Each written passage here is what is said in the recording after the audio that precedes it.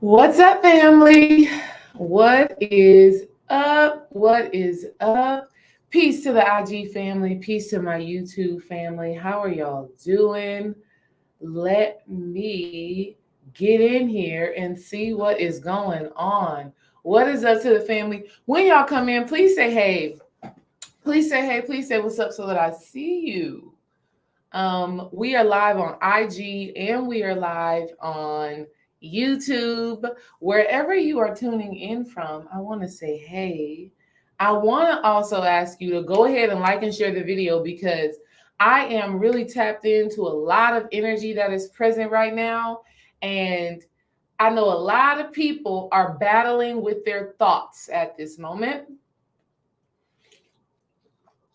Thoughts and the mind and anxiety, these are the common themes, right, that have been coming up in complimentary calls, in coaching sessions, when I'm working with the Sacred Sister Circle, in my conversations with Dream. We have been talking about the mind and thoughts. And so today, I want to give a detailed breakdown, a detailed explanation on how your thoughts work, why you keep thinking negatively, how to actually change it. I just want to give you the juice, right? And it's so powerful because I truly feel that when we understand what thoughts are, how they work, how they are powered up, and how you take back your power from them, I truly feel that when we have that understanding, when we tap into that, I mean, so much stuff just opens up for us. When you are no longer a slave to your thoughts, so much stuff opens up. When you are no longer burdened by your thoughts, so much stuff opens up, right? So much stuff opens up for you. Let me say peace to each of you, beautiful people. What's up, Kay? What's up, CJ? What's up?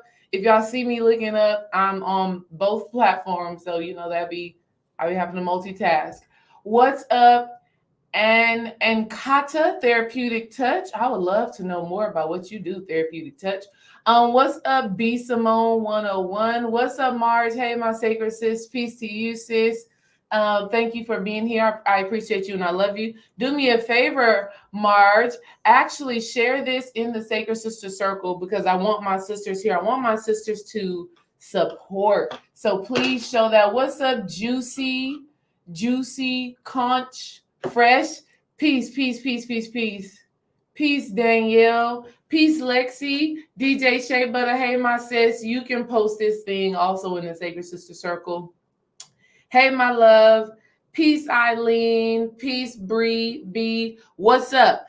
Before I get into the topic, I just want to take a moment and say, shout out to my love, Dream Wise. I just want to say I love you.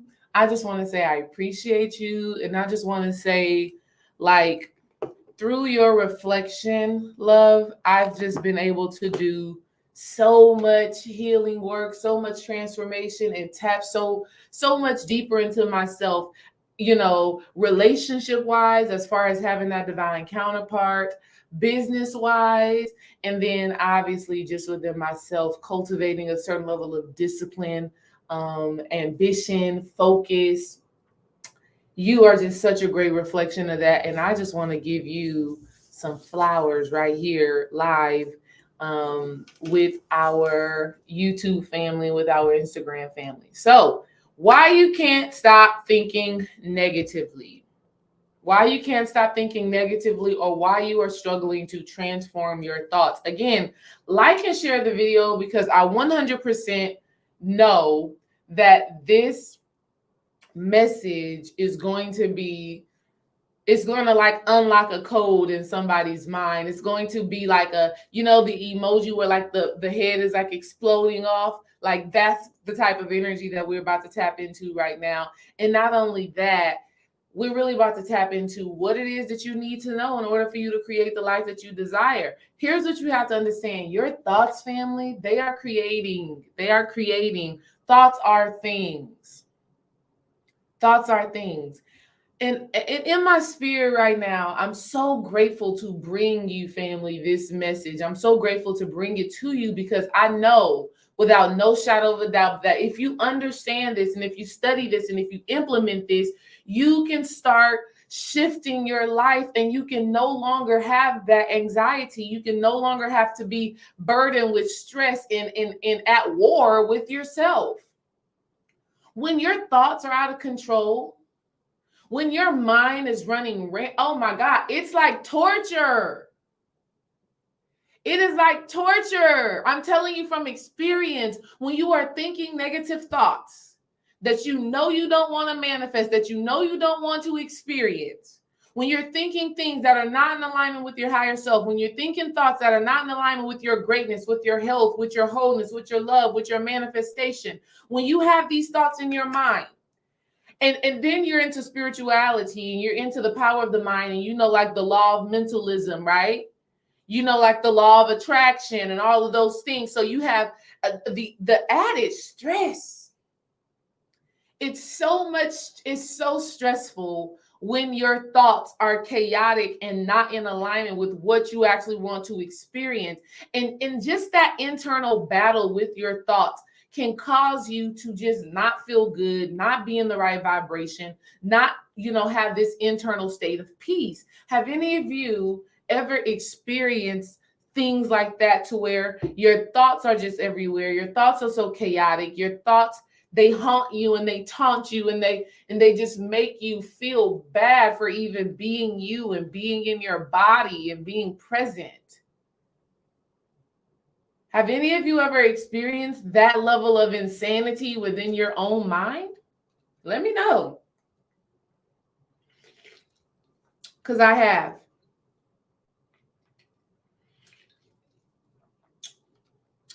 Hi, Lauren. Lauren, I appreciate you coming on and saying, hey, directly to me. That's love. Hey, sis. Right? So we've had those thoughts. We've had those experiences where it seems like our mind just gets into this loop. It seems like our thoughts are like running on autopilot and like you can't even control it. Like out of nowhere, you're having this negative thought. And maybe it's one specific negative thought. Maybe you have two or three, but you have this one thought that you can be doing something totally random. You could be cooking, and then before you know it, you're thinking that thought that you don't want to manifest, and that doesn't make you feel good. It's a battle, right? It's a battle. It's a battlefield of the mind. And today, I want to help you to understand how you work through that and how you can overcome that. Because, baby, listen, I am a witness. I am a living testament, because I too have experienced negative thinking, incessant negative thinking, meaning they just keep coming, they just keep coming, and you just want to be free from it. And so I'm going to be telling you today how to break free from those thoughts. Do y'all want to hear about it? You're here right now, so I assume you want to hear more about it, but I don't just want to assume. I want to get your confirmation. Let me know in the chat. Yes, I want to know. Yes, say I do. Let me get a hand up. Let me get something like that, because when you say yes, when you say I do, when you take ownership of it, baby, that's the start of transformation. That's the start of transformation.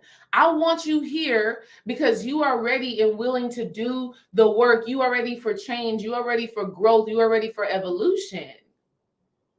I don't want you here just listen to me talk, even though I do enjoy talking. I do enjoy these spiritual conversations. I definitely do enjoy them. But the most important thing to me is you all being able to receive the information and do something with it. It's the most important thing. All right. We got some hands up. We got some praise hands going. We got some muscles going. We got some, yes, I need that today. Thank you, family, for giving me that confirmation. I appreciate you. I appreciate you. Thank you. So, what are thoughts, right? What are thoughts? I know a lot of you, thoughts are things that happen in your head. It's an internal conversation, and you are absolutely correct. Thoughts is all of the communication that is taking place in your head. But let's go even deeper. Thoughts are codes. Think about the programming for a computer. Think about the programming for an application. You got these zeros and ones, and you got these codes that come together that tell a system how to run. Well, your thoughts are codes as well, right? And these codes you've developed based off of your experiences, right? When we're talking about codes and we're talking about development and we're talking about the application, all right? Let's think tech, right? Let's think IT, right? You start off with these codes, you start off with these zeros and ones, right? And then you develop a system, you develop an application. Well, our thoughts are doing the same thing. Our thoughts are a code, and it develops the way in which that we view the world and the way in which we show up in the world. That's what our thoughts do. And we develop the code based off of the beliefs, right? Based off of the beliefs that we have made based off of our human experience. Okay? So you have a certain experience, right? You get triggered by something. You have a certain experience. You develop a belief system surrounding that experience. You give an experience meaning. And based off the meaning that you gave that experience, you develop a set of thoughts that you start to run off of. Okay? And you know what, Sakura? It's so funny that you say high off spirit, because right before I sat down here and started doing this video, I was feeling high. I was like, oh shit, I'm high. But same as what you said, I'm high off spirit. I ain't did nothing today. I mean, woke up, did a little meditation, things like that. But I'm very high off spirit right now. It's a powerful thing. It's a beautiful thing. All right?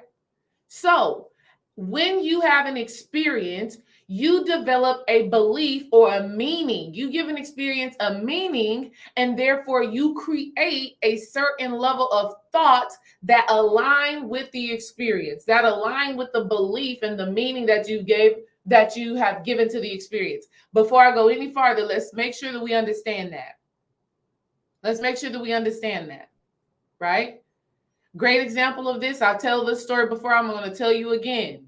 My mother and my father got a divorce when I was 4 years old, something like that. And they had a very toxic, argumentative, combative relationship. Actually, it started off good, but my mother got pregnant with my brother. My daddy wasn't ready to have another kid. And that caused, a lot of friction. And let's just be honest, my mother was my father's first love. She was his first everything, right? So he got into the relationship with my mother, but he wasn't ready for that level of commitment. My mother, women move faster than men, right? Women move faster than men. My mother had already done a lot. She had already had a lot of experiences. My father didn't. And my mother, she woke him up, right? She tapped him into that masculinity and what it meant to be a man. And then he was like, you know what? I need more of these experiences. And so that caused them to have a toxic relationship, argumentative, combative relationship. And so my father wasn't present, at those. He was present, but he wasn't there when I felt like I wanted him to be there, when I felt like I needed him to be there, right? And so with that experience, I gave it meaning. And the meaning that I gave that experience, the meaning that I gave the experience of me waiting for my dad to come home on a Friday, y'all ever been there? Y'all ever been there where your dad is supposed to pick you up for the weekend? Your dad's supposed to pick you up, on that Friday evening. You sitting there, you waiting on your daddy. I know I did. I was sitting there waiting on my daddy because I'm a daddy's girl. I'm still a daddy's girl, right? I'm waiting on my daddy. I'm like, when is he coming? When is he coming? When is he coming? And the hours pass by. And then here comes my mother. Girl, your daddy ain't coming. Girl, he ain't coming. Go ahead, go put your bag down. Girl, he ain't coming. He da-da-da-da-da-da. So I developed this, I gave that experience meaning, and the meaning that I gave that experience was that I wasn't valuable. I wasn't good enough. My daddy, didn't value me. My daddy didn't love me. Maybe I wasn't going to be a good girl. Maybe I wasn't beautiful enough. There was something wrong with me as to why he didn't come. That's the meaning that I gave that experience at about 5 years old, 5, 6 years old. That's the meaning that I gave that experience, right? And then based off of that meaning, the code that started to run in my head was, I'm not good enough. I'm not beautiful. I'm not the pretty friend. Nobody ever likes me. These are the codes that was running in my mind. And it's so funny because I sat here today and I opened up got on the computer and I'm getting started to, put on this live, and I'm looking at myself and I'm like, damn, girl, you beautiful. And I laughed to myself because I said I didn't always feel that way. I did not always feel beautiful. I did not always feel great. I did not always feel valuable. And that's based off of the experience that I had with my dad, the meaning that I gave to that experience, and the codes, the thoughts that I started to embody in order to run the application, right? Of not being good enough, of not being loved, of not being valuable, as not being pretty enough. Okay. Didn't have long enough hair. Oh yeah, that was real shit. Because my mother, first of all, my mother is a light-skinned woman. She's a light-skinned woman. Beautiful, light-skinned woman. Long, illustrious hair. Like when I was growing up, my mother had long, silky, curly hair. And it was thick. I'm talking about beautiful hair. And then I had beautiful hair too, but it was more coarse. It took a little bit more work, so on and so forth. So I'm like, my father's not present. He's not coming. My mother looks like this. I feel like this. So I developed all of these thoughts and all of this meaning pertaining to why my father did not come. And it made me start to think thoughts of not being good enough. It made me start to think thoughts of I'm not valuable. I'm not worthy. Okay? So understand that thoughts are codes that we create and that we run on based off of the meaning that we give to an experience. Okay? Thoughts are programs. And the more you think a thought, the more you run that program. Another example of this program was I had this thought in my mind that money don't grow on trees. I inherited that thought from my mother. I inherited the thought that money don't grow on trees. That's the thought that I inherited from my mother. And she meant it well. She did mean it well. She did not mean to say that abundance was not there, even though that's what she was saying when she was saying money don't grow on trees. But she didn't mean it that way. What she was really trying to say was value what you have. Take care of what you have. That's what she really meant in her spirit. But the words, the thought forms, the thought processes that she inherited, she bestowed upon us, my brothers and I. Money don't grow on trees, right? Money don't grow on trees. And so as I'm moving through life and I become an adult and I got bills and things like that, I'm stingy with my money. That's the thought process I'm running on is, ooh, let me not spend this money. I may not have enough. Right? Oh, look at, oh, damn, how much is that gas? Oh, let me run down this, that gas right there is at $2.45. Maybe if I go up the road, it'll be at $2.35 and I can save 10 cents on the gallon because money don't grow on trees. Okay, let me compare this. How much is this? How much is that? Okay, which one is the cheaper one? Not which one I really want. Which one is the cheaper one? Programs that I was running off of based off of the experience with my mother that said money don't grow on trees. And so I started running on this program that I had to always compare prices. I had to always make sure that if I was paying for something that people were going to give the most value possible, right? That people were going to make sure that I received, that they did the work correctly because I'm paying for this. I'm paying for this food, so it better be absolutely what I want it to be because money don't grow on trees. Money do not grow on trees. This food better be all the way right. Right? This hair, there better not be nothing wrong with whatever it is that I'm engaging in. Okay? So your thoughts are programs that you start to run on. You start to shape your life surrounding the thoughts that you hold on to the most. Okay?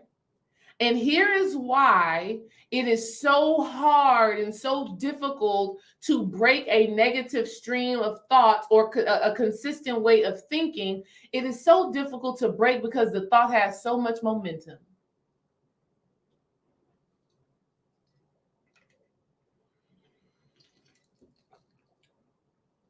It's hard to stop something that's moving God's speed. It's hard to stop something that is so powerful, so forceful.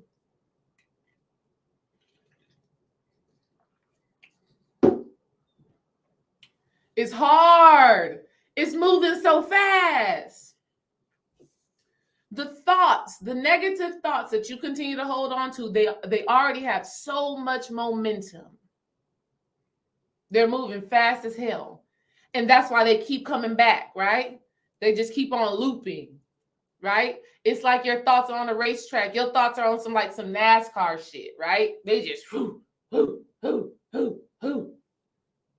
running around the tracks of your mind, which is literally a real thing, right? Because within our brains, we have these synapses, these neurons, these communications that take place.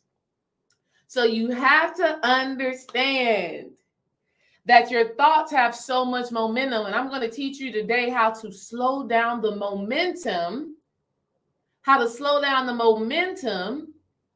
to take back some of your power from these thoughts. Okay? Let's also understand this. Your thoughts are in your blood. Did you guys know that? Let me know in the chat if y'all knew that. Did you think that your thoughts were only existing in your mind? Did you think it was all mental? Let me know in the chat. Because I think so many people think that the thoughts are just all mental. It's all in the mind. It's all in your brain.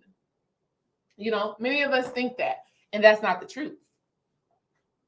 We think it's all mental. We think it's all on the mental plane, and it's deeper than that. Your thoughts are in your blood.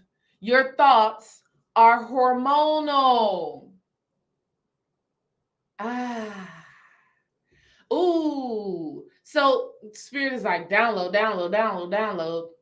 Love it. Thank you. Okay.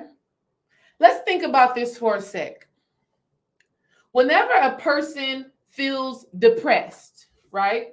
And let me tell y'all this right now. Stop labeling yourself as anything. Stop saying, oh, I'm depressed.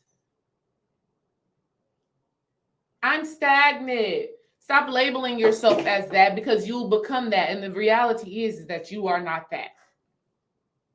Just the facts. You are not that. You are a divine sacred being.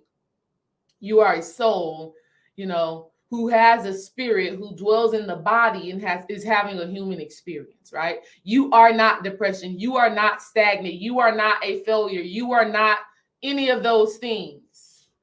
Who you are truly cannot even be put into words. Let's just be real about it. We can't even really conceptualize with our human brains. We can't even conceptualize who and what we are. That gives me so much faith. That gives me so much faith. That gives me so much ease, like in my heart, to know that I am so vast that I can't even conceptualize it with my human mind, right? With my human brain. That gives me so much faith and inspiration, because it just lets me know that the shit that I'm experiencing here is nothing to who I really am and what I really am. That's a whole nother level. We'll talk about it. Okay? But think about it. When a person is depressed, a lot of times, you go to the doctor. I'll give you my very own example. I was in college, right? My sophomore year.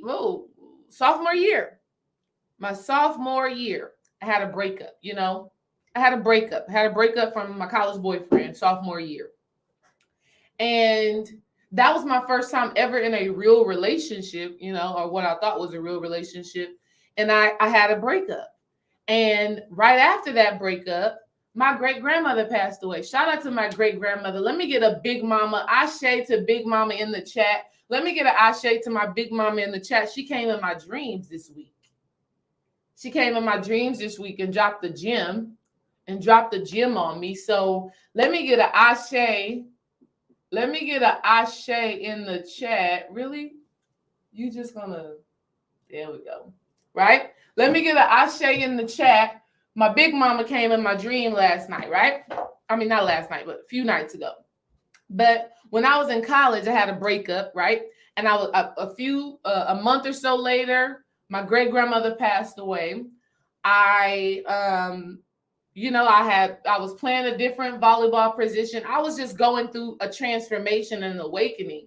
And it is a beautiful thing.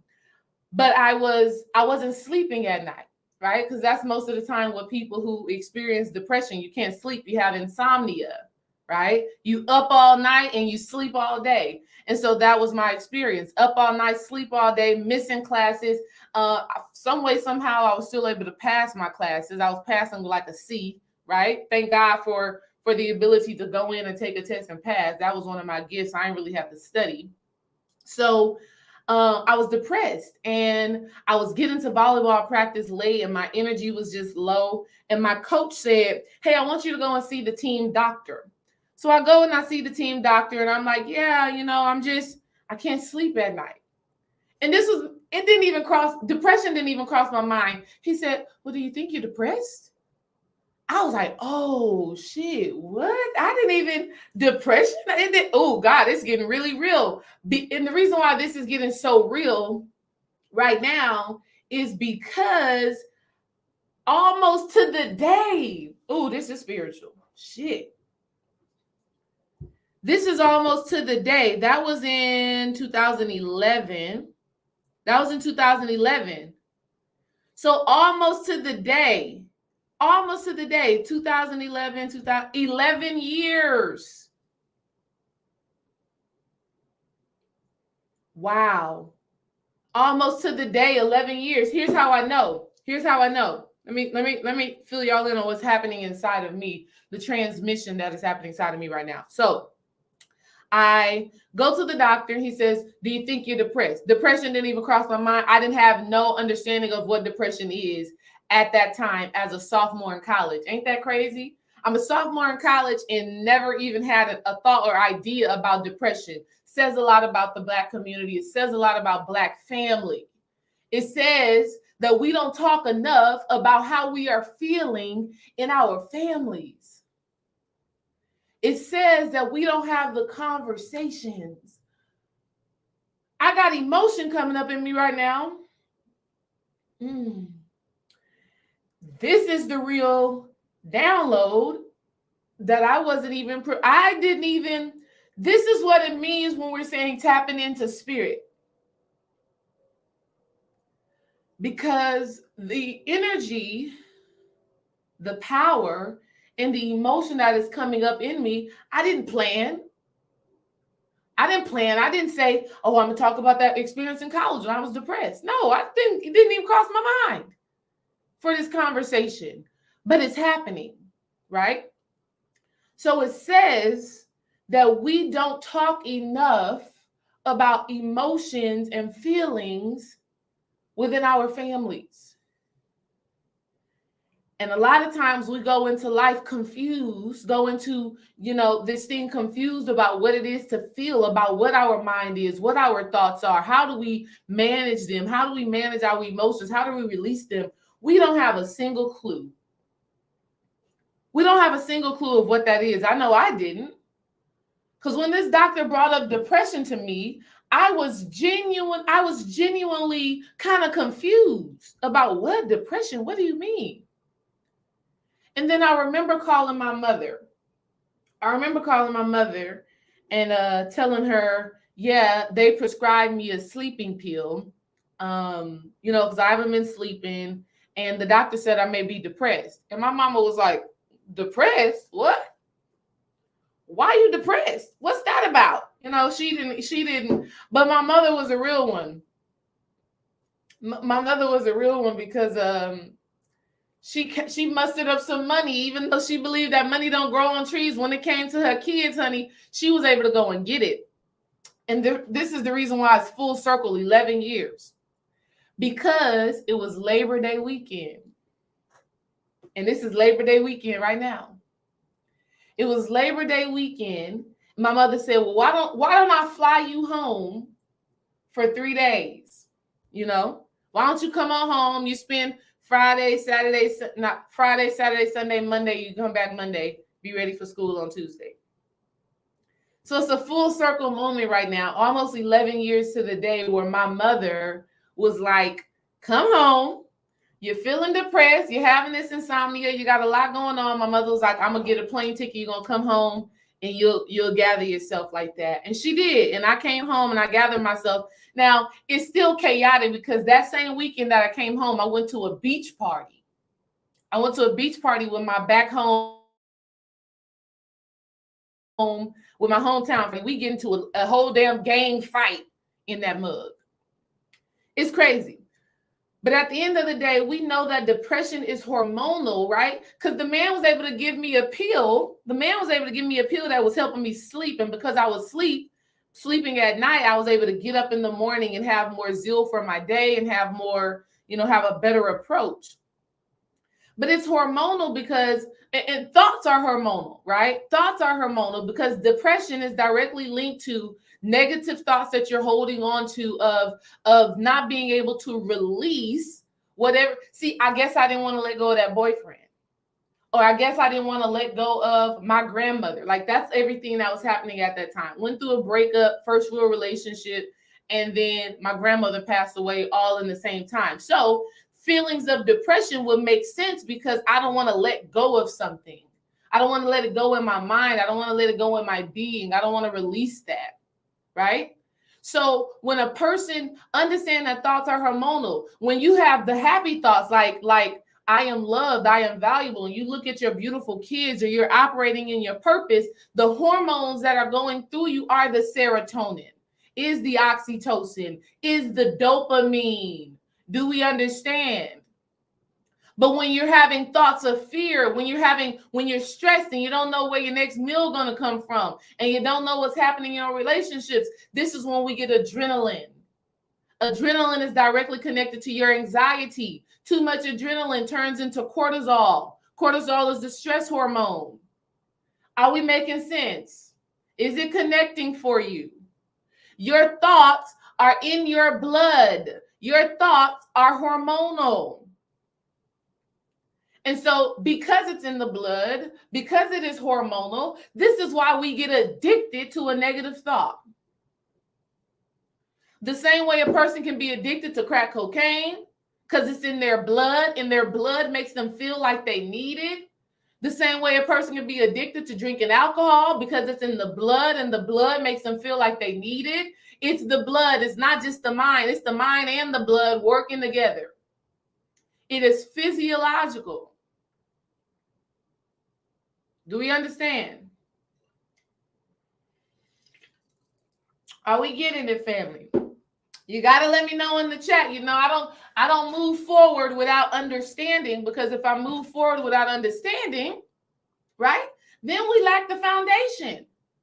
And if you lack the foundation, you building on top of a shaky ground, and you need to be building on top of solid ground. When you build on top of solid ground, you can build something beautiful and amazing and long lasting. Okay. Oh, Sakura coming through with the gems over here on YouTube. She said, oh God, that's a pin. Boom. And the blood flowing through that heart. We are going to get into that, sis. That is a download, sis. That tells me, Sakura, that you are fully present with what we're talking about right now, because the blood flowing through the heart is absolutely accurate. And it is the blood that is flowing through the heart, or the energy that is flowing from your heart, that gives the thoughts more power, more momentum. We're going to get into it. We're going to get into it. We're going to get into it. Okay? Love that. Thank you so much for saying that, Sakura, because it is absolutely accurate. Absolutely accurate. All right? So we become addicted to certain thoughts. Understand that, family. When you understand that you have an addiction to a certain thought because it is in your blood and is in your mind and it's on autopilot, it's on a loop. When you understand that, now you can start treating yourself like an addict. Okay? You got to give yourself some grace and mercy when it comes down to your thoughts, because it's an addiction. There's an addiction to not being good enough. There's an addiction to thinking thoughts of unhealthiness. There's an addiction to thinking everybody's against me. There's an addiction to thinking I'm under spiritual attack. There's an addiction to all men are dogs. There's an addiction to, oh, my mama is controlling. There's an addiction to that. And that addiction is within your blood. And so it can be the simplest trigger that will unlock that thought to rotate in your mind yet again. Okay?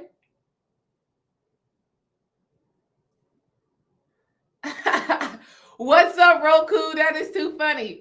Let me get an 11:11 in the chat. On my side of town, Central Standard Time, it is officially 11:11. And I like to take a moment and absorb all of that goodness. Thank you. I'm in divine. And then I just told y'all it's been 11 years since that college experience. And then I'm a life path. Am I a life path or a universal number? I'm a life path 11 too. So, you know, okay. Thank y'all for dropping them 11:11s in the chat. I love y'all. I appreciate y'all. Thank y'all for being present with me. Thank you for being present with me. Thank you, thank you, thank you. So when you understand that you are addicted to your thought, you start treating yourself like you would that uncle or auntie that you got that was addicted to crack cocaine. You'll give yourself some grace. Because you'll understand that though you may tell yourself, I don't want to do it, I don't want to do it, I don't want to go back to that drug. I don't want to go back to the alcohol. I don't want it anymore. You run back to it anyways. You know it doesn't serve you. You know it's not in alignment, but something keeps pulling you back. It keeps pulling you back. It keeps pulling you back, and you don't know why. Why can't you get a hold of this? Why can't you release this? Why does this thing have a hold on you? It's in your blood. So your mind, and it has momentum. It's easy to think the thoughts that you've always been thinking.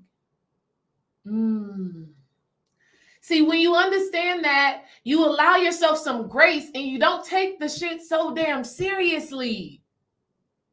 It's easy to think the thoughts that you've always been thinking because it's already so powerful. It's already so powered up. It's already a thought form. It is already a whole entity within itself. It's easy to think the thought that you've already been thinking. And that is why when it comes down to the new thought, the high vibrational thought, you got to consciously conjure up the energy to think this thought. You got to conjure it up. You got to set reminders on your phone that say, I am prosperous. I am worthy. I am a powerful, prosperous public speaker. That's one that's on mine. I got a notification on my phone. I am a powerful, prosperous public speaker. Yes, I got to remind myself of that so I can keep that on my mind and I can become addicted to that thought. And as I become addicted to that thought and that thought becomes ingrained in my blood and that thought becomes on autopilot and that thought becomes what I'm running off of, my life will reflect that. Okay? My life will reflect that. All right? So when you understand that, when you understand what these thoughts are, you give yourself more grace. Don't worry, Lotus. I'm going to tell you how. I'm going to tell you how. But I need you to understand what thoughts are so that you allow yourself some space and some grace because your judgment of the thought keeps you stuck in the loop of the thought. Let's just start there. If you could understand that your thoughts are literally dwelling in your blood and that is why you think it, if you could understand that your thought has so much momentum and that is why you think it, it will allow you to detach from it instead of beating yourself up over it. Because when you beat yourself, oh, I'm thinking negative. Here this damn thought go again. Oh, why can't I let this go? Why does this keep doing this to me? When you do all of that, you are powering that thought up and you're adding to its momentum. You're making it stronger. But when you understand, oh, I'm only having this thought because it is a program, it is a system, and I am rewriting the program. When you understand that, you detach emotionally. So you ask the question, well, how do I let it go? The first thing is you got to understand what thoughts are. And I've given you a detailed explanation of what thoughts are. Detailed. Okay? So when you understand that, now that allows you to detach yourself from the thought. You are here. You are here. The thought is here. You are here. The thought is here. You're not the same. You're not the same, but you've been thinking you're the same. You've been thinking you are your thoughts. And I'm going to tell you why, because you can become your thoughts. I will tell you that. You are not your thoughts, but you can become, but your thoughts can become you.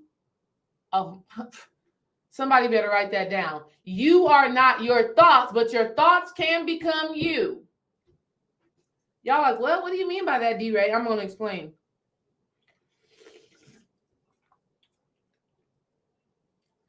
When you do not power a thought up, when you don't allow a thought to just stay in your space and you don't give it that power, that emotion, when you don't start like doing all of the stuff that we do in our minds, like thinking about the thought, right?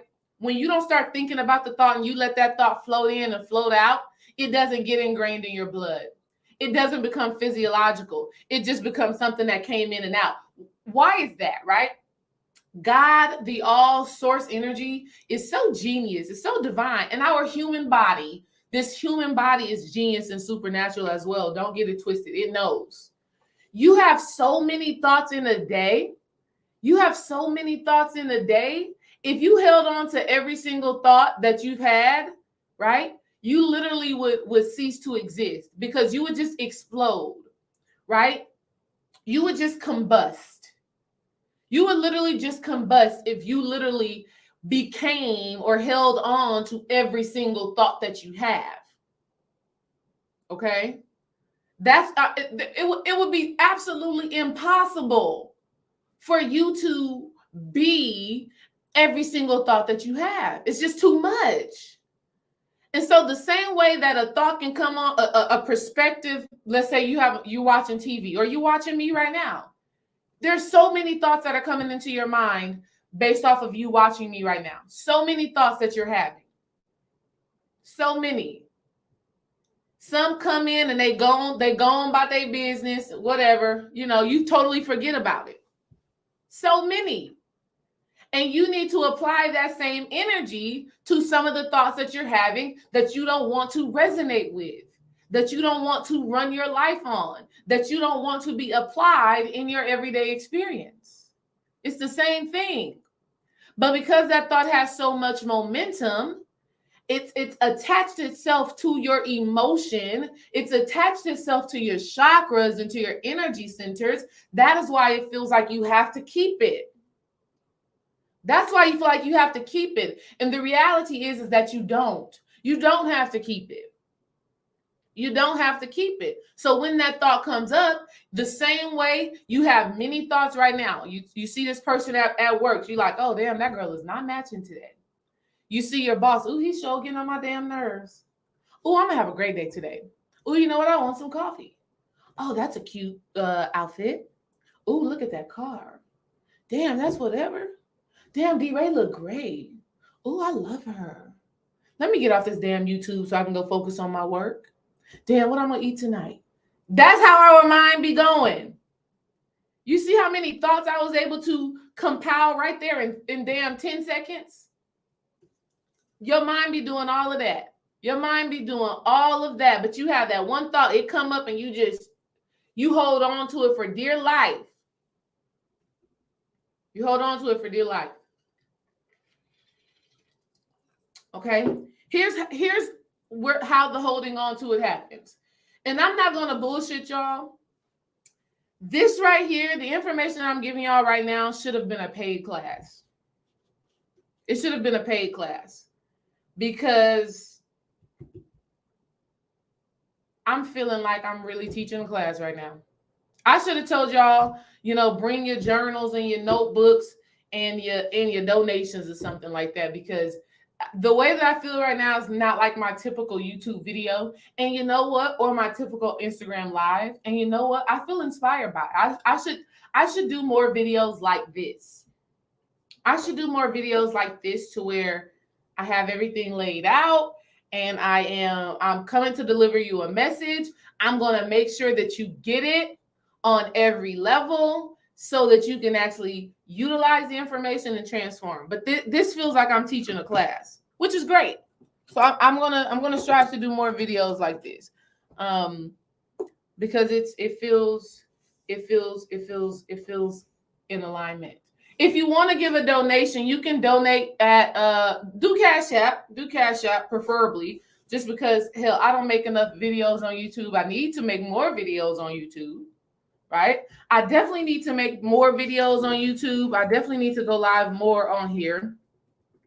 But YouTube, honey, you donate on YouTube. And let me say this. I appreciate y'all. Let me scroll up because I did receive some donations. Shout out to the community of New Knowledge. I appreciate you. Shout out to my brother Mad Titan. I saw that donation. I appreciate you. I appreciate y'all. I appreciate all of y'all. I appreciate all of y'all for just being here and spending this time with me. That is also an exchange of energy. So thank you, right? Thank you, thank you, thank you. But this just feels so formal to me. And I love it. And I'm enjoying it. I hope y'all are enjoying it. If you're enjoying this, if you are getting value from this, let me get a thumbs up in the chat. If you are gaining value from this, let me get a thumbs up in the chat. And you make sure that you like and share the video. That is an exchange of beautiful, powerful energy. Thank you, thank you, thank you, thank you, thank you, thank you, thank you. Moving on to the next segment of this live masterclass. That's what we're going to call this. This is a live masterclass. Moving on to the next segment of this live masterclass. Yes, yes, yes. All right. So what powers up the thoughts? What gives the thoughts momentum? My Cash App, I'm going to put it in here. Let me put it in here on Instagram too, because people asking, and I love y'all and I appreciate that. I'm glad y'all are gaining value. You know, I don't want to do anything if it don't bring you value. You know, I have fun with this post. Boom. I just put my Cash App in there. Let me see. I really don't know how to work Instagram that well as far as like, I wish I could like pin that comment, but I ain't gonna worry about it. My Cash App is Pound Relationship Alchemy, which I need to do. I'm actually gonna change that one day to make it simpler, to make it easier for y'all, but I appreciate y'all. So moving on to the next segment, we got some thumbs up. So that says to me that you are receiving value, and you receiving value is my ultimate goal, because when you receive value, I receive value, because I'm just doing what my spirit, my higher self, you know, God has called me to do. And when you get the opportunity to do that, you do it. And that's where your spiritual abundance comes from. That's where your spiritual abundance comes from. And with that spiritual abundance, honey, you know, earthly abundance is easy. All right. So thank you all for the thumbs up. I appreciate you. So let's talk about what powers up the thoughts. What gives them that momentum? What gives your thoughts momentum is the heart and mind connection and communication. See, your heart, first of all, let me throw this in here. You have three minds. You have three minds. You have the mind that dwells in the brain. You have the intelligence of your heart.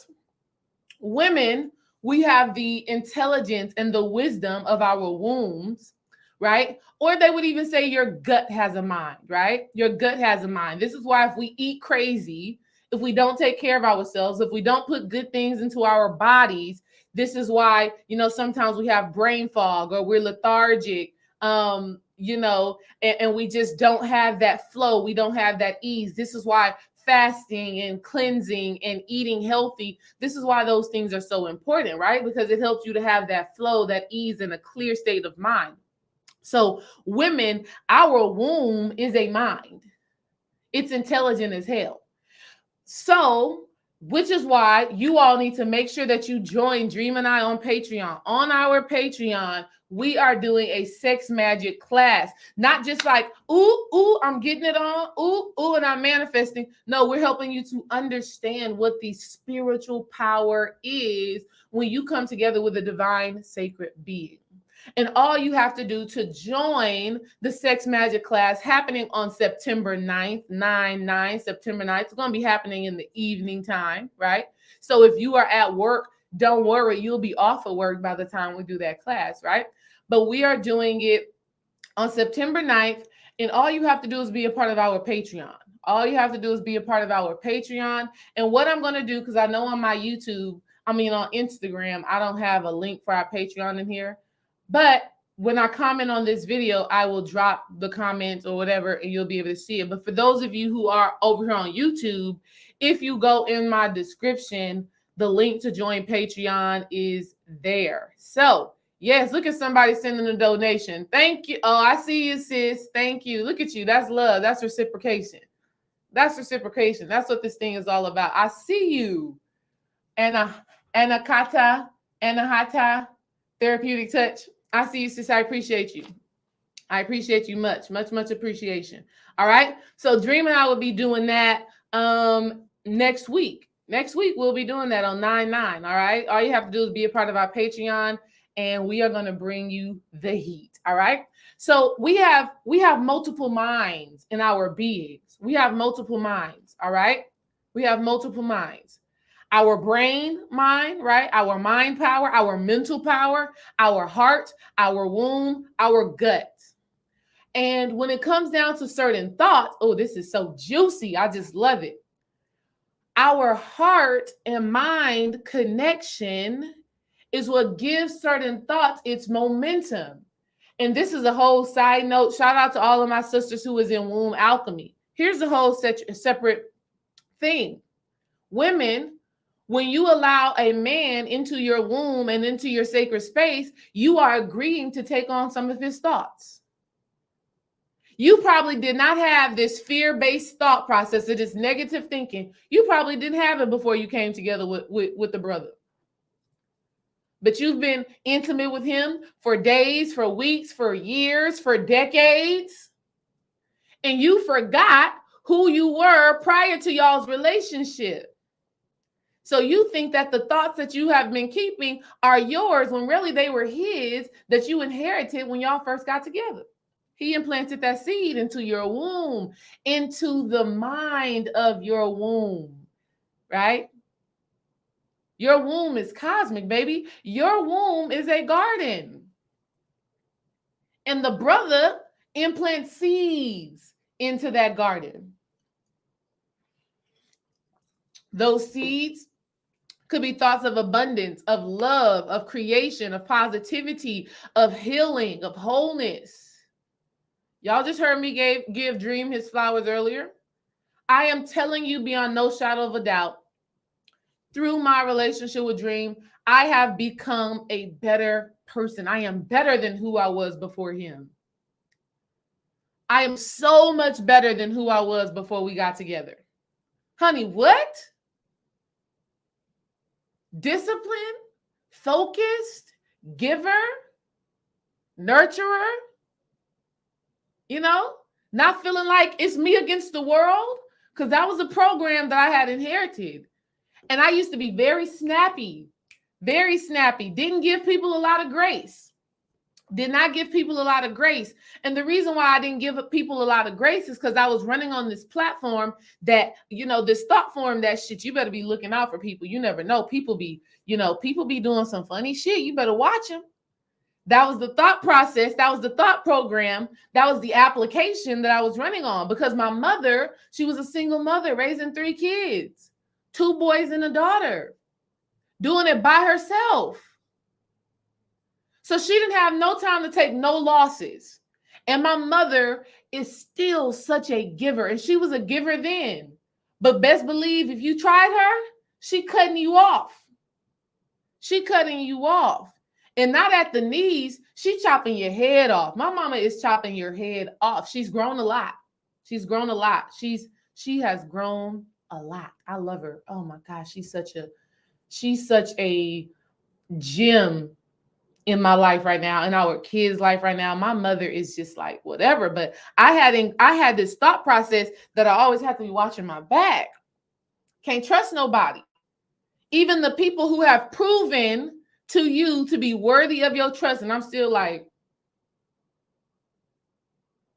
better watch them. Better watch them. You know what I mean?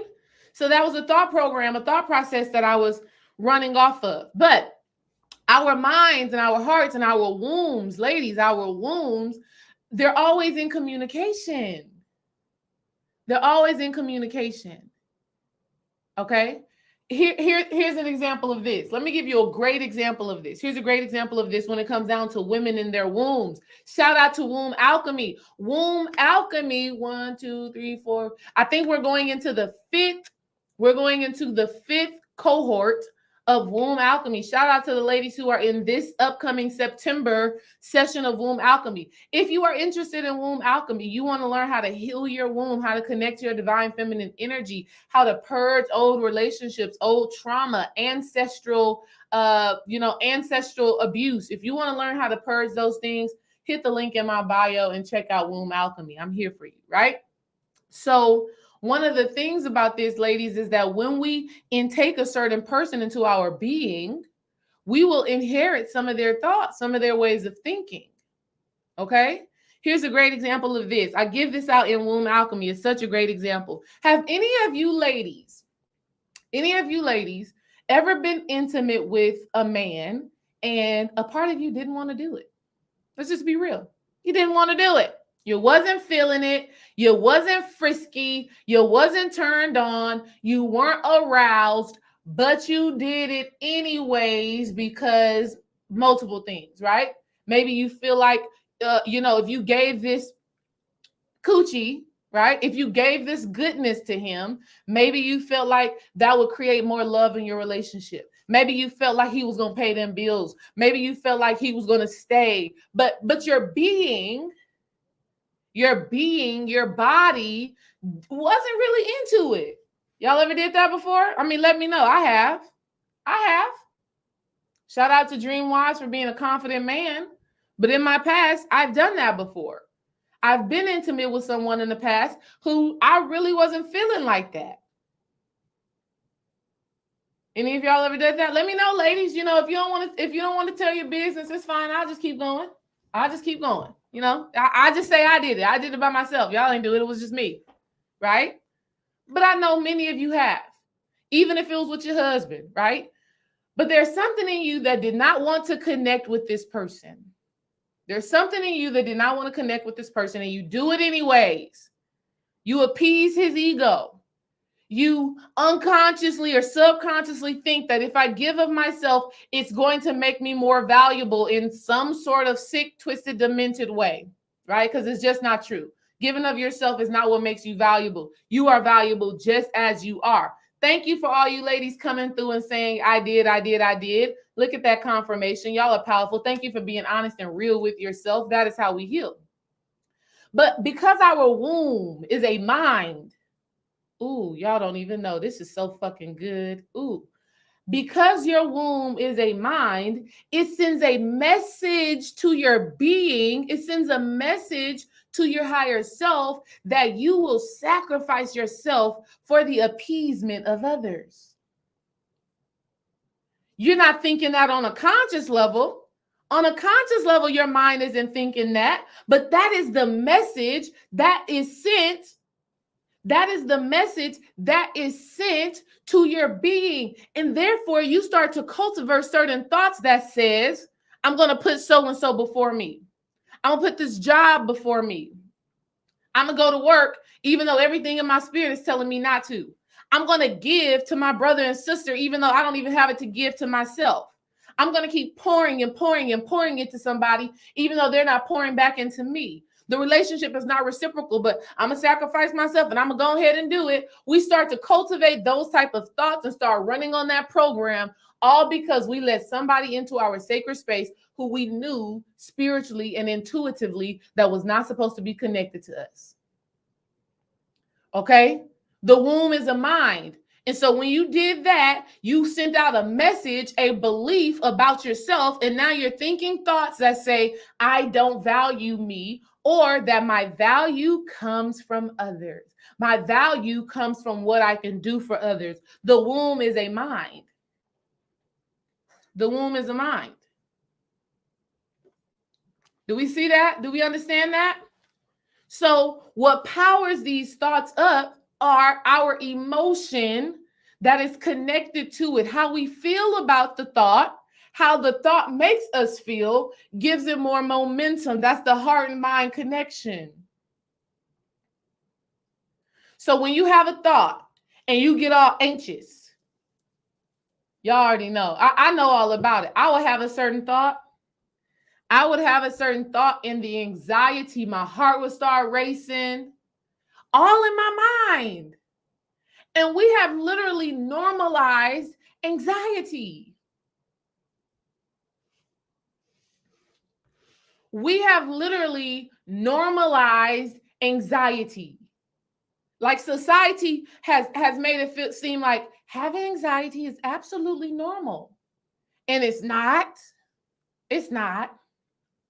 Okay, let's say you're about to get on the stage and you got to speak in front of a whole bunch of people. Now that's nervousness. Nervousness is fine.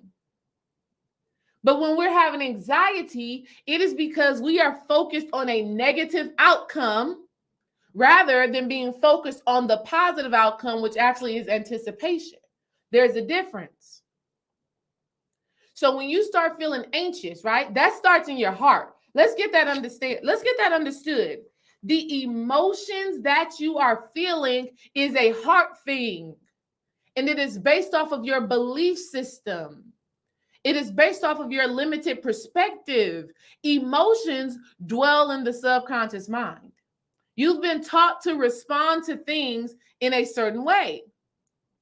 You've been taught that if I have this experience, this is how I should respond. This is how I should feel. That is how you were taught. Okay? I told y'all what my mother taught me. If somebody does something and you think it may be off, chop their head off. Defend. Fight. That's what my mother taught me. Fight. And shit probably don't even need to be a fight. But that was the subconscious programming. And so that is what affected my heart.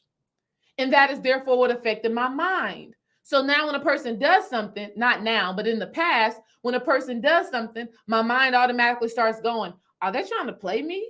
Is she for real? Do I need to chop her head off? Do I need to da-da-da-da-da? Really? Oh, I got to watch out for her. Or I got to watch out for him, whatever the situation was. And then within my heart, I'm feeling this heat. I'm feeling hot. I'm feeling like, girl, you better take a deep breath. I'm feeling all of these different things. So your emotions give your thoughts more power. If you can learn to have control over your emotions, you would start to take back your power from these thought forms. Okay? And in order to take back your emotions, you have to have a spiritual practice. You have to have a spiritual practice so that you become conscious enough and have a level of control to where you can have some restraint. You don't have no restraint. And you need restraint. You can't just, feel some type of way and just keep going and doing and da-da-da-da-da-da-da. No, you have to have some restraint within yourself. Okay, let me pull myself back. Let me take a deep breath. Let me shift my focus and perspective. Okay? Your emotions powers your thoughts up. Your emotions gives your thoughts more power. And the more emotion you have surrounding your thoughts, the more powerful they become. This is the fuel. Your emotions are fuel to these thought forms. Your feelings are fuel to the thought forms. So anytime you have a thought and you start to feel, you feel it in your body, you feel that anxiety, you feel that stress, you feel that anger, you feel that frustration, you feel that fear, all you are doing is adding gas to that thing.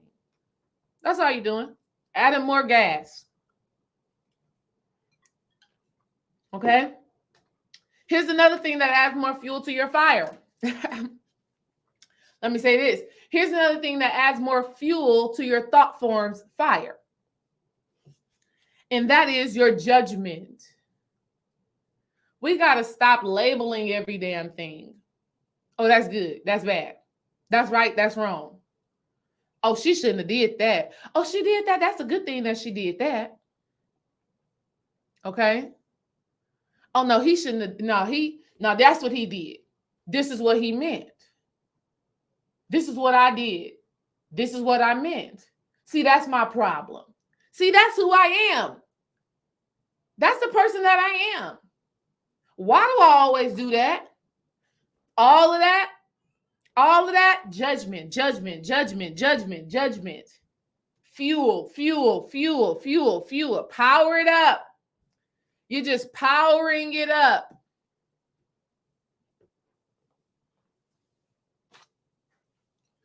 Oh, absolutely. Lotus said, the negative thoughts feel like entities. The more you pay attention to that thought, the more you feed the entity. That's the reality. That is the reality.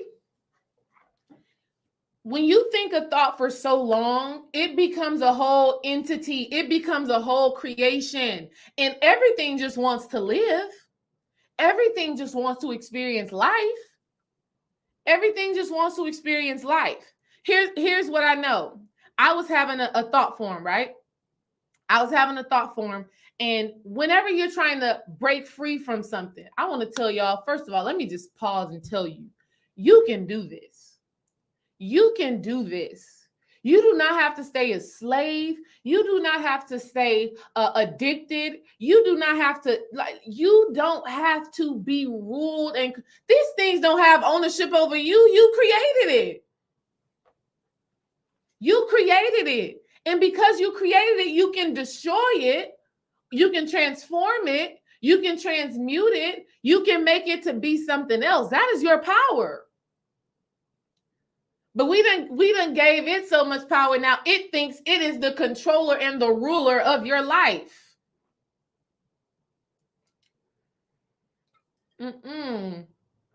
Not me, not I, and not you. No.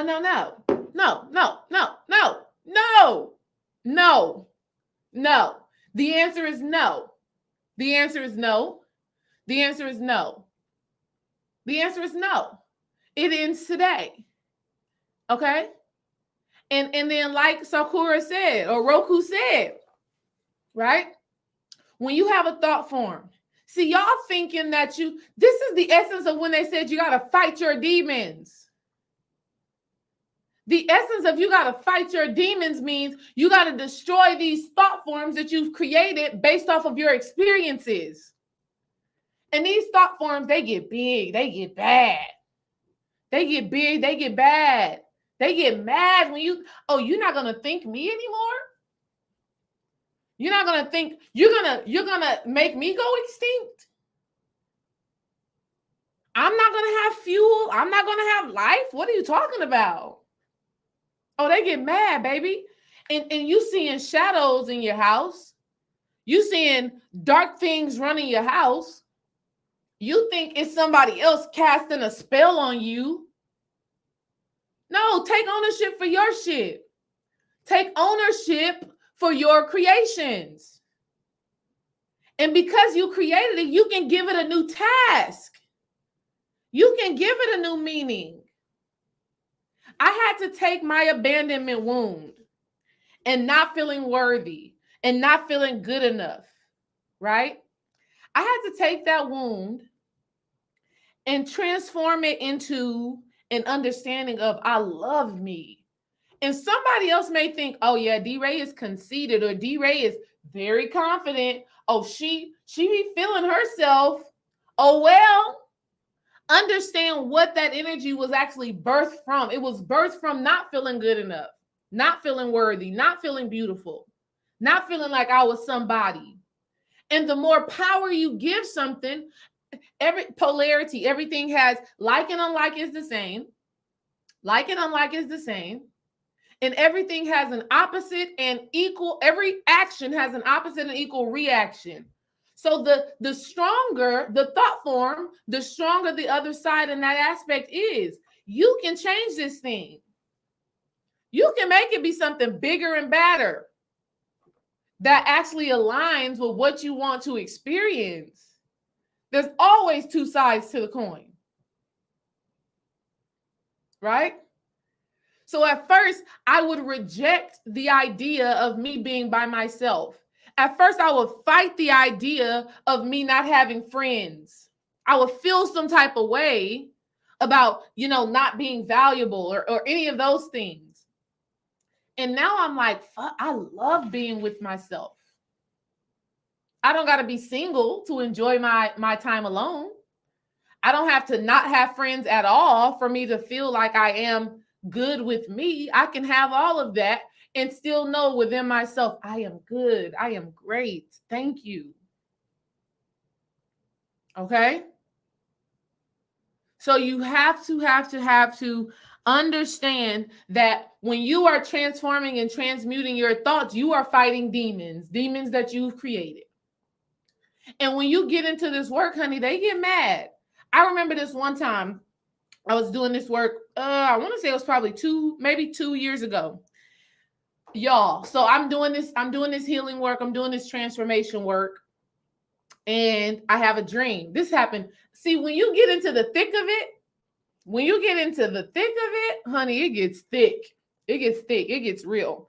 And for a couple of nights in a row, I was having dream after dream after dream, or what we would call nightmare after nightmare after nightmare. One of the things that really was something that I had to work through within myself and release this fear of was abuse, right? Abuse, sexual abuse, right? And it was, man, listen, it was definitely because there were so many opportunities, right? So I did experience 2 forms of sexual abuse, right? Child on child, right? I had a friend, right? A young lady I went to church with, and my mom was so trusting of them.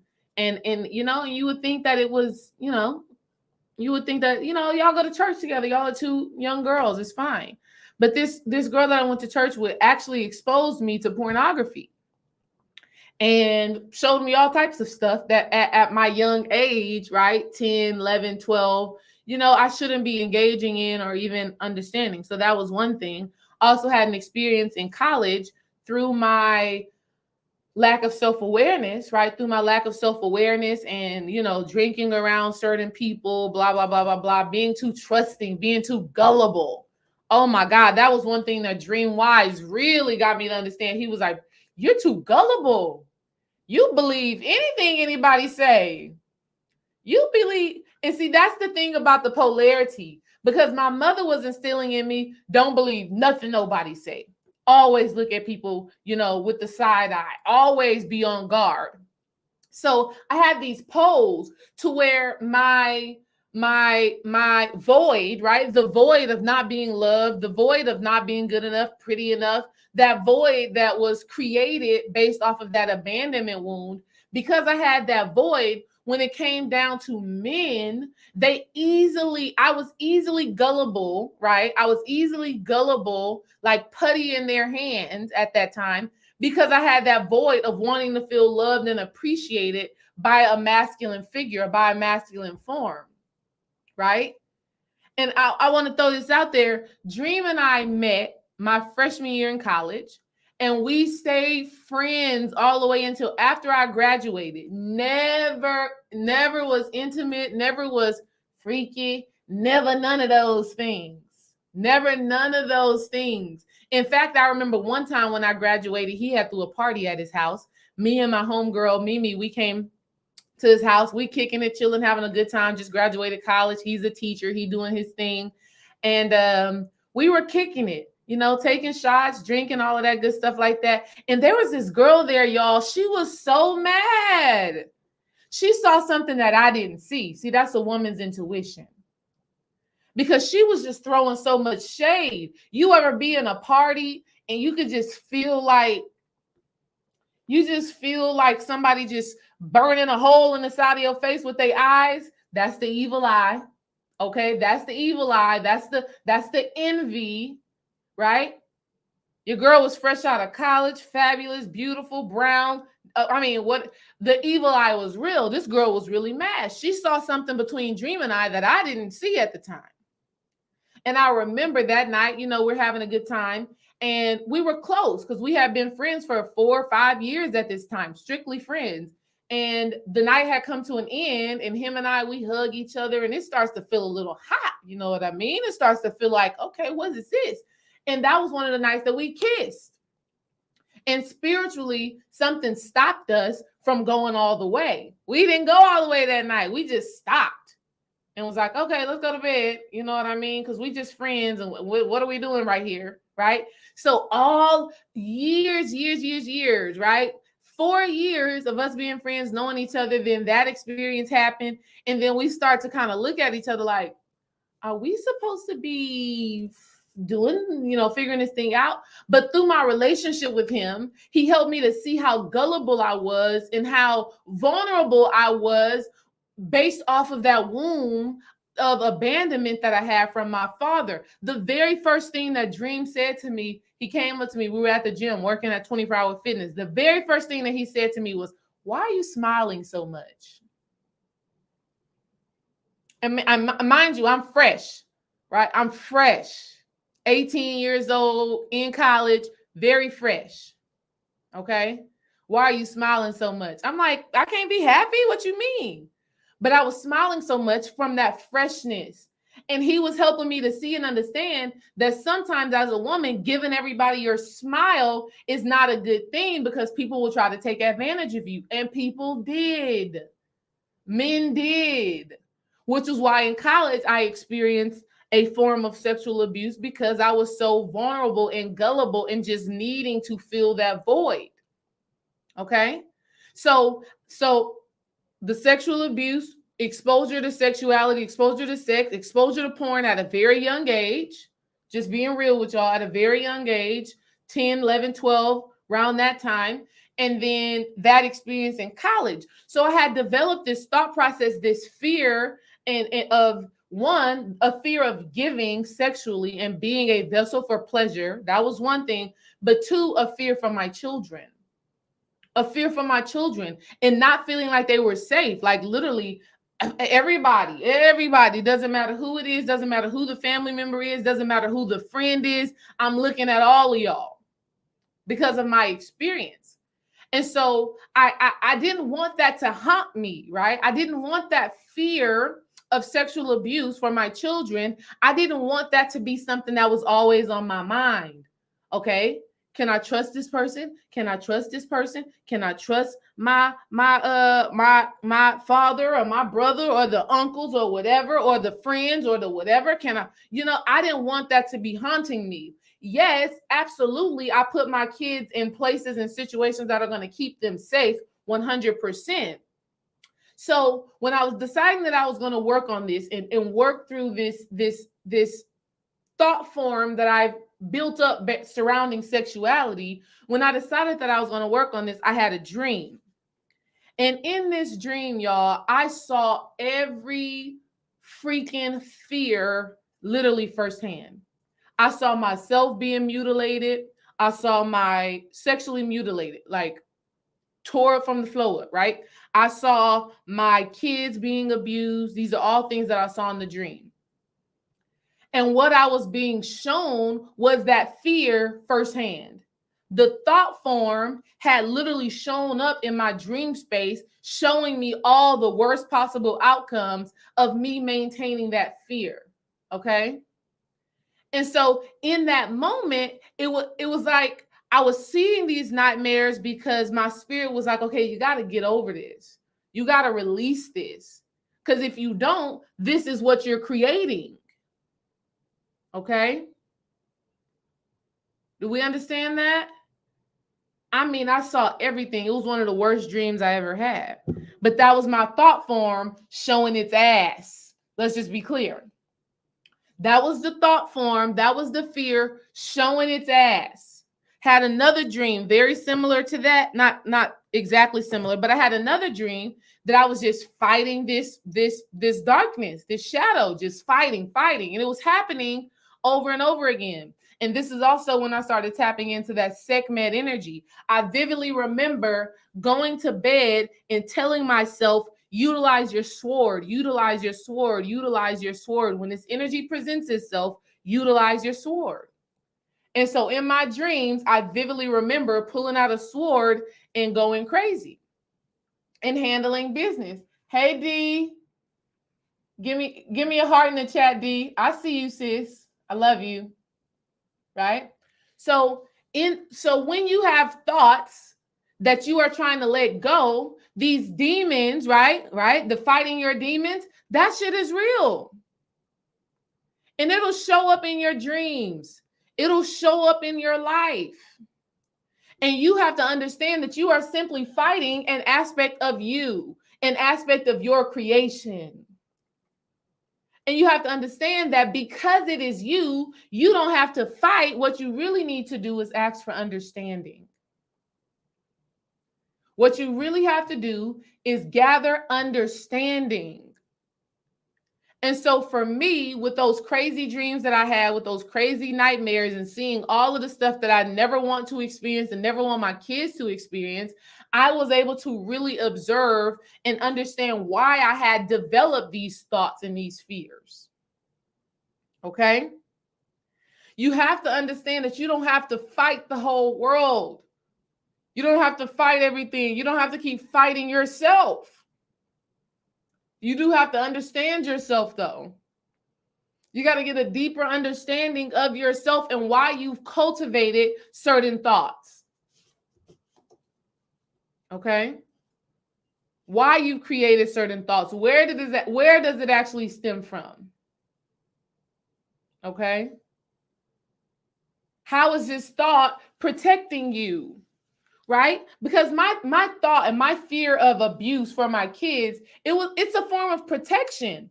But sometimes these forms of protection that we drum up in our mind, sometimes it gets out of hand because you start protecting yourself from something that is not present. You are creating the monster that you have to protect yourself from. And this is a manifestation of the ego.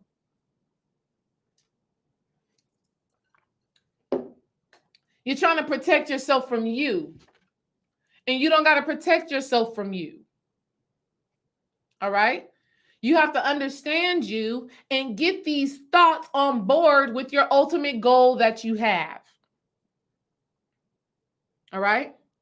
You have a goal for your life, a desire for your life. Right? And at the end of the day, what we call your shadow self, right? What we call, which is actually a manifestation of thoughts that you have not dealt with. Let's just be real. Okay? Let's just be real. Can you share this live in the Geneva app, sis? I'm going to have to run back to this after. Oh, absolutely. Absolutely, Naja. I will share it, sis. Shout out to my sacred sister, Naja, that's over here on Instagram. I will definitely share it over there. I will definitely. All right? So we have to understand ourselves and why we've created this idea. See, when I was running off the thought, money don't grow on trees, I was trying to protect myself from being homeless. Let's just be real. I was trying to protect myself from not having enough. But I didn't understand that I was protecting an illusion that I didn't have to embody, a fear that I did not have to take on. All right? We got that? So here's how we start dealing with this. Here's how we actually start releasing this. Let me know in the chat if y'all are still here with me. Say here. Say, I'm still here. Let me know. Okay? That was a whole side note. The whole dreams and nightmares and all of that. That was a whole side note. Somebody over here on YouTube triggered that. But it's all good because it gives you a deeper understanding. It gives you a deeper understanding of what is actually going on here. Let me know if you're still here. I see you, Rose in the dark. I see you over here on Instagram. I see you, Study the Ascent. I see you. I see you, Tanya, Spiritually Shadira, Divine Zoe, Lotus, Shay, still here. I want to make sure y'all are still here. I see you and I appreciate you. I see you, Biddy, Slicker, King Twin. I see you, D. I love y'all. I see you, babe. Still here, still here, still here. Thank y'all for being here with me and being present. Give yourself a round of applause because you've come here for the work. You've come here for the work. And now we're going to get into the how. I'm going to go ahead and tell you how. Because this is such loaded information, I'm about to tell you how to overcome these negative thoughts. I'm so grateful. I'm so grateful. I'm so grateful to be a vessel for it. I'm so grateful to be a vessel for it. I'm so grateful to be able to hold this space. And the reason why I'm taking a conscious moment to be grateful is because of that heart and mind connection. See, your heart is always sending a message to your mind. And the message that my heart is sending to my mind, because I'm being intentional about cultivating those emotions and those feelings, I'm intentionally sending a message that says, I like this. I want more of this. I want more thoughts that are in alignment with this. I want more experiences that are in alignment with this. See, this thing works both ways. It works both ways. It's not just a one-sided thing. It's not just, I have negative thoughts. I feel some type of way about it. It sends a message to my mind. Now my mind is going to give me more negative thoughts. Yes, that's one side of the coin. There's always two sides. The other side of that coin is when I feel joy, when I feel love, when I feel gratitude for how I'm thinking, for what I'm experiencing, for what's showing up in my life. When I feel that, my heart sends a message to my mind and says, I want to experience more of that. This is what I like. This is the essence. And here's the thing. Here's a major thing that I need y'all to understand. When you are in the feelings of gratitude, joy, love, peace, this is when you are connected to God through your divine mind. When you're feeling the anxiety, the fear, the negativity, this is when you are disconnected from the truth. Understand the truth, source, God, the divine, universe, whatever name or terminology you resonate with, always sees your situations and circumstances as good. Let me say that again. God, source, you, your higher self, always sees all of your situations and circumstances as good, powerful, beneficial, uplifting, worthy of gratitude, worthy of joy, worthy of your excitement. That is the truth. And when you don't see that, you are disconnected from source. You are disconnected from God. You are disconnected from what actually is reality. Okay? I want y'all to understand that. You're disconnected in that sense because you're not seeing your situation the way God sees your situation. You're not seeing yourself the way God sees you. So you got to ask for the concessions. You got to ask from your heart. You got to ask from your heart. Help me to see myself the way you see me. Help me to see myself from the highest viewpoint, from my direct connection to God, from my direct connection to source. Help me to see myself divinely, sacredly. Help me to see the way that I'm thinking from a higher perspective. Help me to be able to do the internal work to see myself for who I truly am and not the person I've created as a result of my trauma. Huh?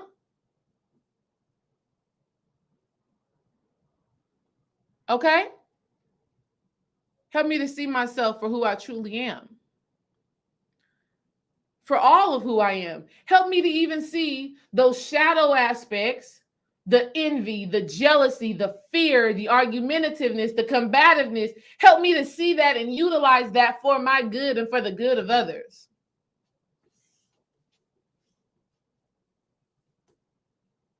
Because it's all serving you. I mean, do we got to take it back to church?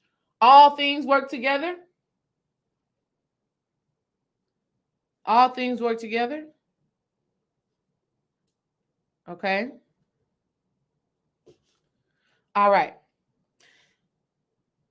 So how do we actually start to transform, transmute, and not hold on to these negative thoughts? The very first thing,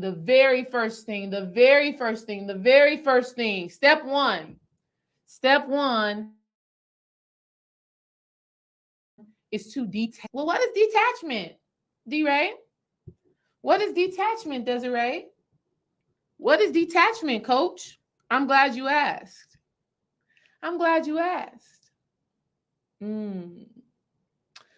To detach simply means separate. Separate. And when we're talking about the mind, when we're saying separate or detach, what I'm speaking of is create space. So if you have the thought, do not automatically go into judgment, feeling, whatever. Space. Think space. Think space. Think space. Give yourself space. This takes discipline and practice. Space. Thank you, love.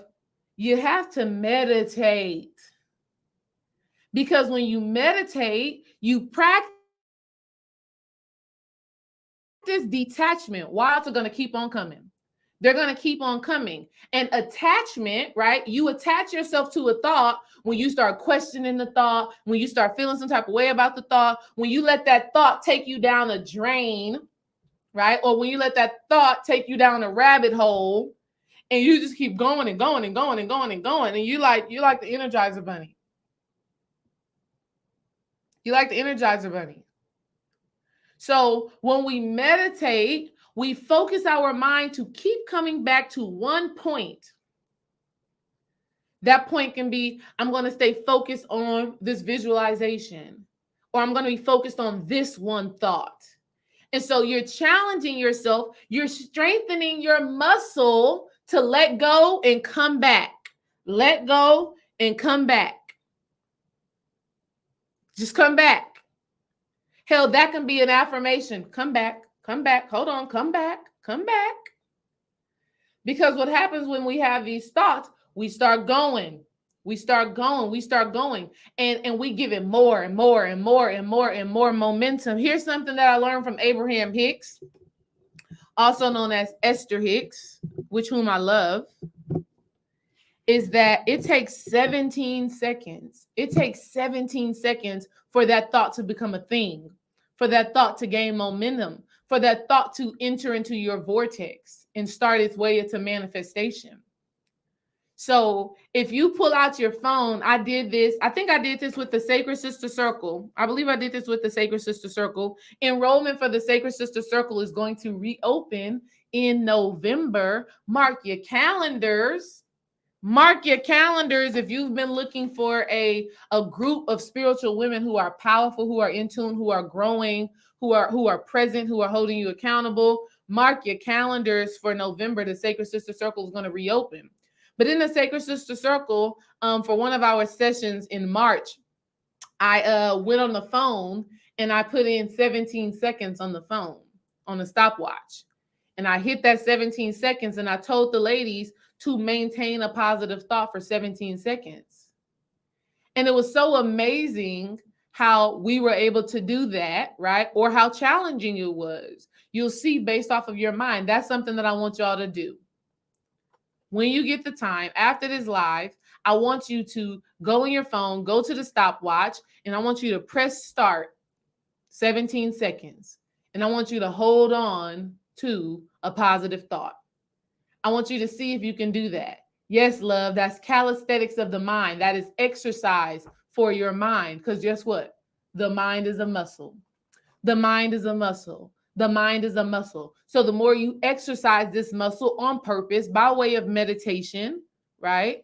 By way of meditation, by way of visualization, you strengthen it up so that when you have a thought that is negative or that is not in alignment with what you desire, because you've been exercising it, you understand detachment. You understand how to separate and come back. Okay? You understand how to separate and come back. So you definitely want to spend time in meditation, 5, 10, 15 minutes. It don't got to be, depending on what you're doing, right? Depending on what you're doing. When you're simply practicing on strengthening your mind, meditating for 10 or 15 minutes is something that will help and you increase over time. When I first started meditating, my very first time getting into a meditative practice, I started it because I was feeling depressed and I was thinking negatively like over and over and over again. My thoughts were insane, literally, right? My thoughts were very anxious. When I first started meditating, I disciplined myself. I started off with like meditating for 7 minutes. And then each time I came back to meditate, I just added another minute and added another minute and added another minute and added another minute. Okay? Every minute, I just kept on adding a minute each time I went up to meditating. Eventually, I got to like an hour of meditation and was really present and was really into it. And it's such a freeing, powerful, and amazing thing. Okay? So definitely, you want to start sitting down for some time and quieting your mind and coming up with a goal. The goal can be, I just want to focus on this one thought. The goal can be, I want to see how much space I can put in between two thoughts that I have. Why is this detachment and separation so important? Because spirit is in the space. Spirit is in the space. Your higher self, God, your divine mind, your intuition is in the space between the thoughts. Join us on Patreon. Last year, maybe even 2 years ago, I did a video on Patreon that was called Spirit is in the Space. Because when you create space between your thoughts, that's when the divine downloads start to come through. But if your mind is always going, you don't have the ability to hear from spirit, to hear the voice of your higher self, to hear the voice of God. Okay? And that's because your mind is just on 1,000. You know, so practice detachment through your meditation. Space. You have a thought, you give it space. You give it space. You don't automatically respond to the thought in your mind. Give it space. All right. The next thing that you have to do is you have to disidentify. That is why I gave you the whole spiel earlier. Disidentify. You are not your thoughts. But your thoughts can become you the more you fuel them up. You aren't the thoughts. You aren't the thought. So you have to learn to disidentify and stop thinking that it is you. It is a program. It is a system. It is a code. You aren't the thought. You are just operating on it. Let me say that again. You are not the thought. You are simply operating on it. Okay? You are simply operating on this code that is in your blood and in your mind. All right?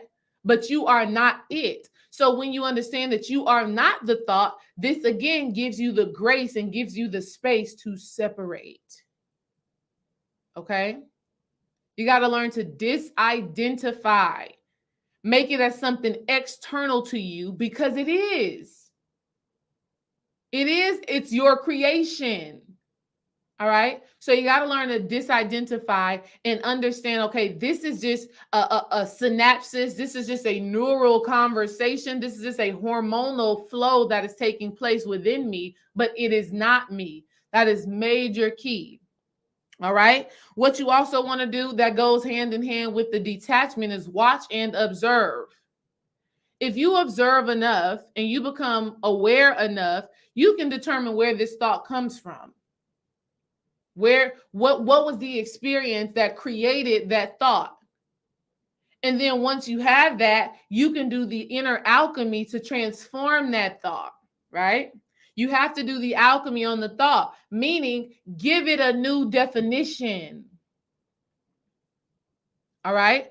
I had a client who we did some coaching with who used to have this consistent thought in her mind, I don't fit in, I don't fit in, I don't fit in.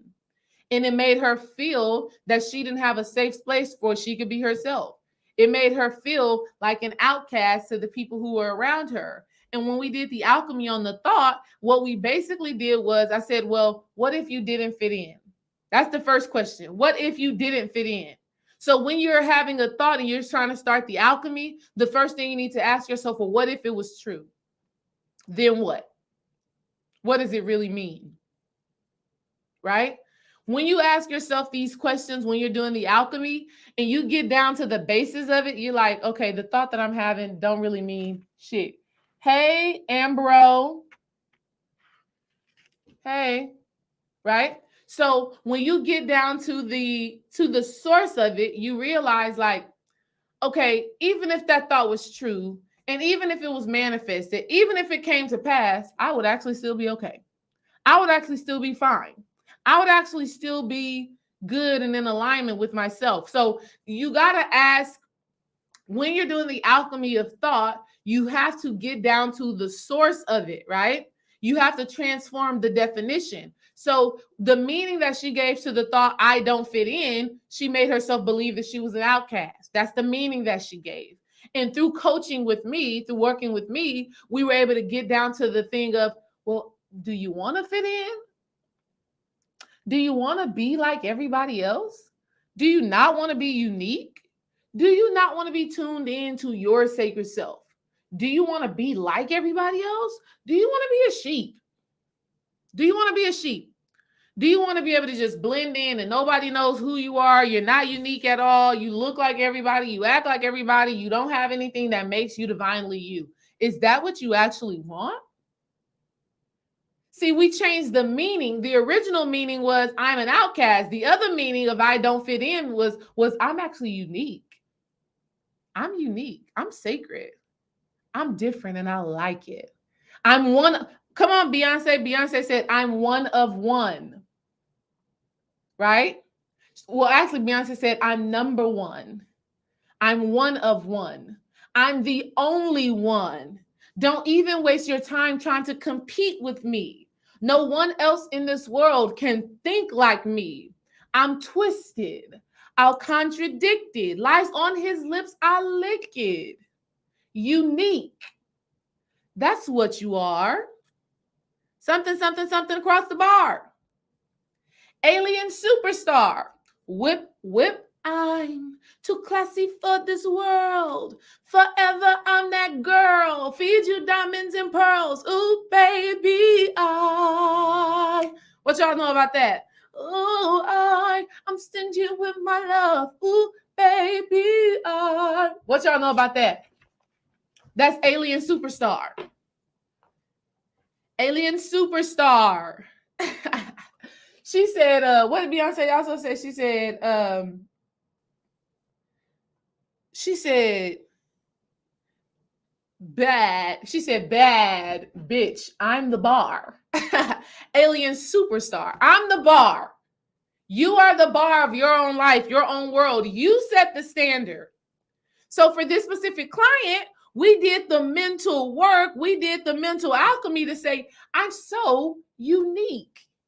I am an alien superstar. So now, instead of fueling this thought, come on, spirit, instead of fueling this thought with, I'm a loner, I'm different, I don't fit in, and self-pity, instead of fueling the thought with self-pity and self-sabotage, instead of fueling the thought with that, now we fuel the thought with gratitude. I'm grateful that I don't fit in. I'm grateful that I'm so unique. I'm grateful that you can't put me in a box. And in my uniqueness, I'm still divine. And because I don't fit in, I can move. I can adapt to anything. I'm a shapeshifter. I had to tell her, sis, you don't fit in because you're a shapeshifter. In any room and space you go in, you can be just fine. So instead of the fear and the sadness and the anxiety and all of the low vibrational emotions, instead of feeding the thought that, we now feed the thought gratitude. And when you shift the emotion that you're feeding a thought, you change the thought. When you change the emotion that you are feeding the thought, you change the thought. Now it is no longer haunting you, it is supporting you. This is the alchemy of the shadow self. This is the alchemy of the shadow self. You go from being an envious, jealous, procrastinator. You go from doing all of those things that were not serving you. You take back the anger, the frustration, the madness that you have with yourself. You give that energy love and gratitude, and it will work on your behalf. This is why we get caught up on the one aspect of demon. There's also something called a daemon. Daemon. Research it. Daemon. A daemon is your divine sacred support. Okay? It's your support, right? It's that part of you that made you stronger, that made you better, that is here to help you get to the next level. But when you still have anger, self-pity, self-sabotage, and you mad about the thoughts that you're keeping, when you still have that energy, this is why it haunts you. That is why it becomes a nightmare. That is why you stay stuck and stagnant doing the same old things over and over again. And it's because you've been feeding it those emotions. You've been feeding it anger, feeding it sadness, feeding it self-pity, feeding it guilt. When you start feeding it love and gratitude, it becomes something else. It becomes what actually serves your highest good. This is the alchemy of thought. You got to give it a new meaning. You got to give it a new job. It's your creation. You have the right to choose what something is going to do. Give it a new job. Give it a new task. You got to give it a new task. Honey, I had to give my abandonment a new task. Girl, stand up. Stand up. Stand on your own 2 feet. Get shit done for yourself because you can, and you're powerful, and you're beautiful, and you're capable. Stand on that stage and command the room. Command the room. You got this. I had to give it a new meaning. I had to say, if I have whatever it is that I have to do, I am fully capable of doing it. I'm fully capable of doing it. I'm powerful. I'm powerful within myself. I'm a sovereign being. See, the abandonment from my father made me feel codependent. I needed somebody to praise me.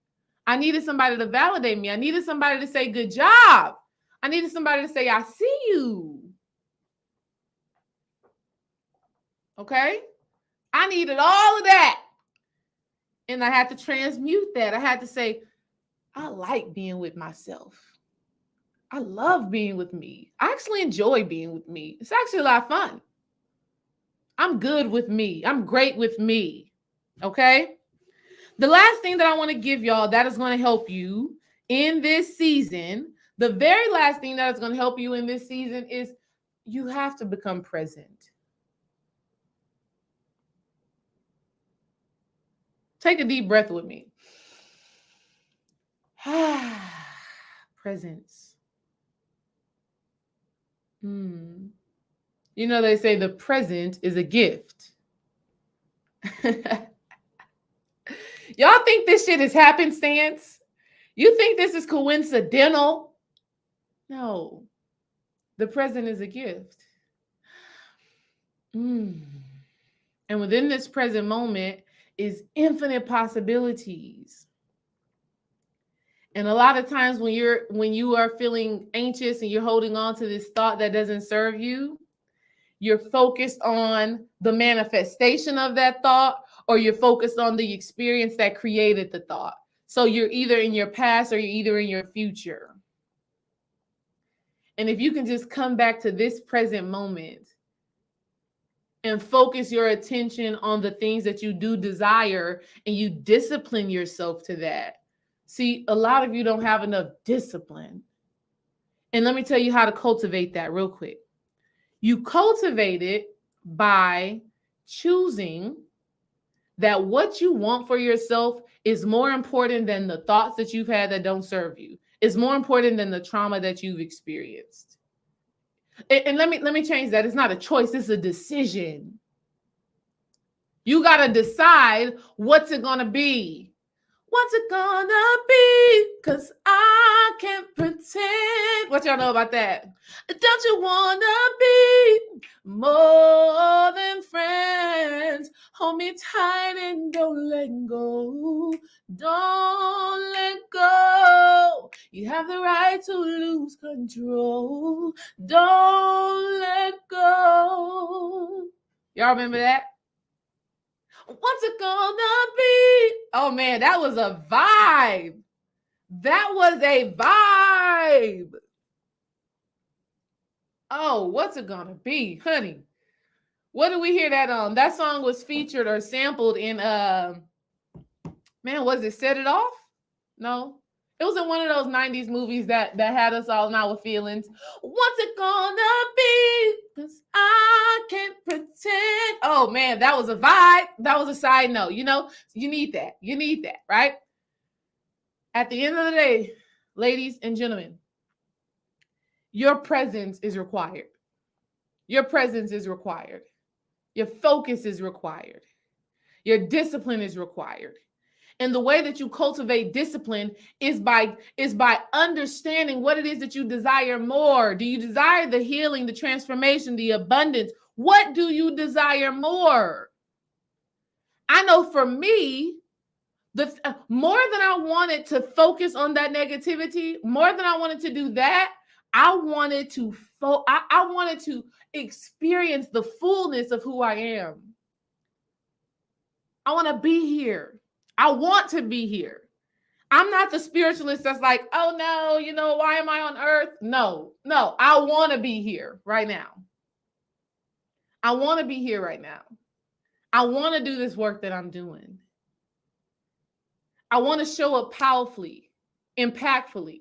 I want to make a difference in people's lives. I want to raise my children to be strong, to be powerful, to be intuitive, to be tuned in with themselves. I want to create more change, right? I want to keep manifesting my luxurious life, baby. Vacations, white sand, blue water. Okay? I want to keep connecting with powerful women, right? I want this beach retreat with powerful women. Us on the beach, we doing yoga. I'm not leading it. Somebody else is leading it, but I paid them to come and lead it. I want that more than I want to keep thinking about a thought that does not serve me. And so I've had to cultivate discipline to keep bringing my mind back to this present moment, to keep bringing my mind back to the desire of my heart. See, you don't have enough. When you keep thinking about the shit that you don't want, you don't have discipline to keep your mind focused on the desires of your heart. That's just what it boils down to. Okay?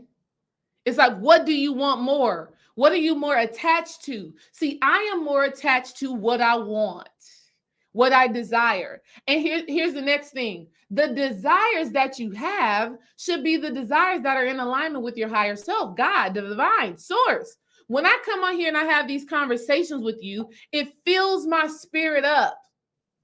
It fills my spirit up. It makes me feel like I am literally one with God.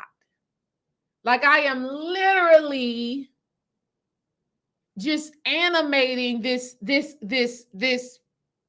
indescribable, right? We can't put it in words, energy.